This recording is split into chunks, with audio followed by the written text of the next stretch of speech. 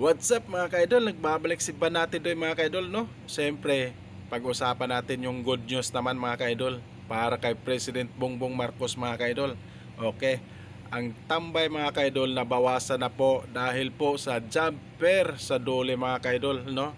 Oo, yung mga didilis dyan, pwede po kayo dito mag-apply, no? Sa patrabaho ni President Bongbong Marcos mga ka-idol, no? Oo, para makakain kayo at makabili kayo kahit mahal na bigas, makabili kayo ng bigas, no? Mga didilis kayo. Oh, para makita nyo, tingnan nyo po ng mabuti para makita nyo ang pangalan sa patrabaho ni President Bongbong Marcos. So, huwag kayong pumikit, huwag kayong magpabulag-bulagan. Go na go kayo, pupunta kayo para mag-apply po kayo, no? Okay. Grabe mga ka-idol, good news na good news po ito mga ka-idol kasi ang mga tambay mga ka-idol nabawasan na po dahil po sa patrabaho ni President Bongbong Marcos mga ka-idol. Grabe! Oo, ito mga didilis, panoorin nyo po, huwag kayong pumikit at pumila na po kayo, pwede po kayo mag-apply doon. Panoorin. Balik po tayo sa mga balita na babawasan na ang mga walang trabaho o yung mga tambay sa Pilipinas. Itong ibinida ni Pangulong Marcos Jr. at iginit na marami ng Pinoy ang nagkakatrabaho sa mga isinasagawang job fair ng DOLE o Department of Labor and Employment at ng ilang pang mga ahensya ng pamahalaan. Eden Santos sa balita. Patuloy ang pagbaba ng bilang ng mga Pilipino na walang trabaho sa bansa. Yan ang ipinagmalaki ni Pangulong Ferdinand Marcos Jr. sa isinagawang job fair ng Department of Labor and Employment sa SMX Convention Center sa Pasay City.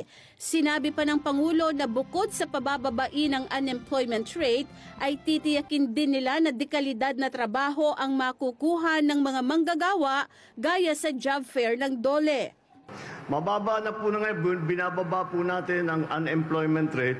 Pakaunti na lang ng pakaunti ang hindi empleyadong Pilipino. Ngunit, hindi pa kami tapos doon. Ay kailangan kung ano man ang hawak nilang trabaho, dapat tinatawag na quality job na may potential na ma-promote, na maging mas maganda, o kung sakali man ay maglatayo ng sariling negosyo na tinutulungan naman natin at tutulungan po natin upang makapag-expand, upang kuminsan yung iba na magsisimula. Kinumpirma naman ni Labor Secretary Bienvenido Laguesma na 18,000 aplikante o higit pa ang nakiisa sa job fair. Kabilang anya sa mga nag-apply ang mahigit 100 POGO workers na nawalan ng trabaho.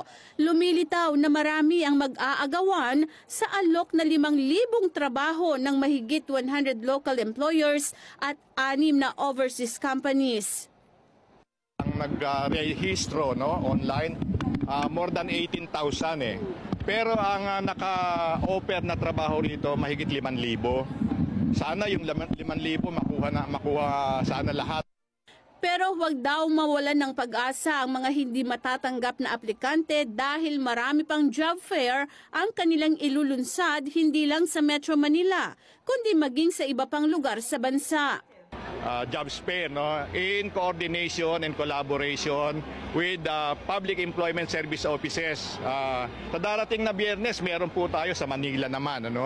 So medyo ang tatargetin naman po dyan ay yung pong ating mga nagsigraduate o gagraduate na po dun sa Porpis in coordination with the DSWD. Kasi nadidinig po namin minsan yung mga pagpuna, puro ayuda lang, walang So hindi po ganon ang kagaya po ng nabanggit ng ating Pangulo. Ang ayuda ay parang scaffoldings. You are building and then transition ka para magkaroon ng either formal employment, yung mga nagsigraduate, o kaya mabigyan namin ng tinatawag na livelihood projects.